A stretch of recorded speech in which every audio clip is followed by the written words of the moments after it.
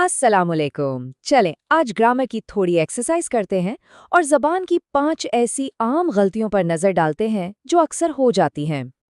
तो शुरुआत एक चैलेंज से करते हैं। क्या इन जुमलों में जो गलतियां हैं वो पकड़ी जा सकती हैं?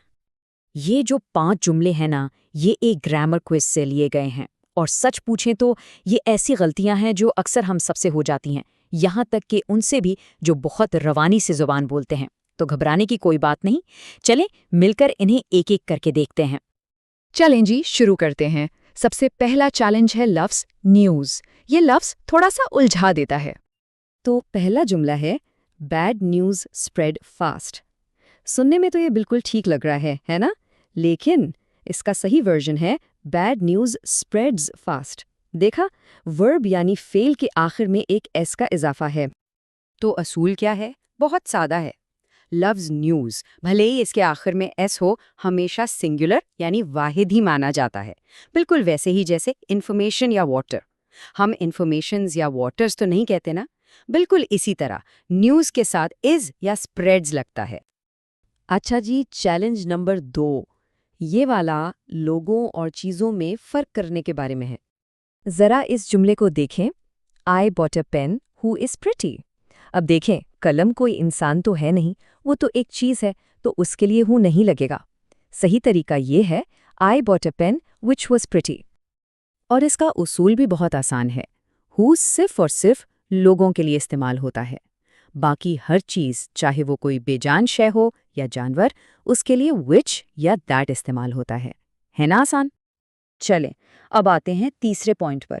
ये 2 ऐसे लफ्ज़ों के बारे में हैं जो अक्सर कंफ्यूज कर देते हैं, लेकिन इनका फ़र्क समझना बहुत ज़रूरी है। गलती ये है I am too glad at his success. यहाँ जो सही लफ्ज़ इस्तेमाल होना था वो टू नहीं बल्कि वेरी है, तो सही जुमला बनेगा I am very glad at his success. अब सवाल ये है कि ऐसा क्यों है? देखें, वेरी का मतलब तो सीधा साधा बहुत ज़्यादा है, एक पॉजिटिव सेंस में। लेकिन टू का इस्तेमाल तब होता है जब कोई चीज़ ज़रूरत से ज़्यादा हो, इतनी ज़्यादा कि वो एक मसला बन जाए।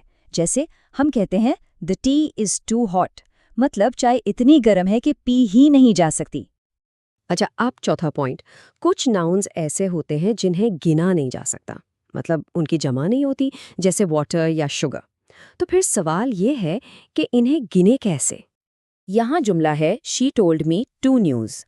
अब जैसा कि हमने पहले बात की, न्यूज़ को गिना नहीं जा सकता, तो हम इससे पहले सीधा सीधा 2 नहीं लगा सकते। इसका सही तरीका ये है she told me 2 pieces of news. और ये उसूल तमाम अनकाउंटेबल यानी नाकाबिले शुमार नाउन्स पर लागू होता है। इनको गिनने के लिए हमें कुछ अल्फाज का सहारा लेना पड़ता है, जैसे a piece of, an item of या अ बिट ऑफ।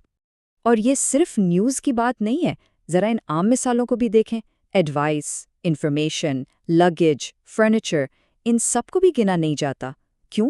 क्योंकि ये अक्सर या तो कोई कॉन्सेप्ट होते हैं या चीज़ों का मजमुआ होते हैं जिन्हें एक एक करके गिनना मुमकिन नहीं। इसीलिए हम कहते हैं अ पीस ऑफ एडवाइस या 2 आइटम्स ऑफ लगेज। और अब आ गया हमारा आखिरी और 5वां राउंड। ये एक बहुत ही काम के स्ट्रक्चर के बारे में है जो वजह और उसके नतीजे में किसी काम के ना हो पाने को जाहिर करता है। गलत जुमला है she is very weak to walk.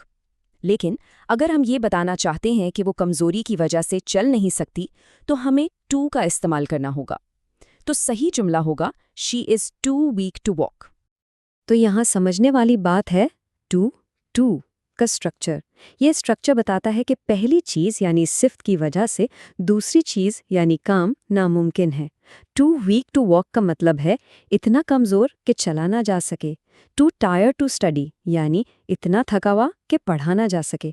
मतलब पहला हिस्सा वजह है कि दूसरा हिस्सा क्यों नहीं हो सकता।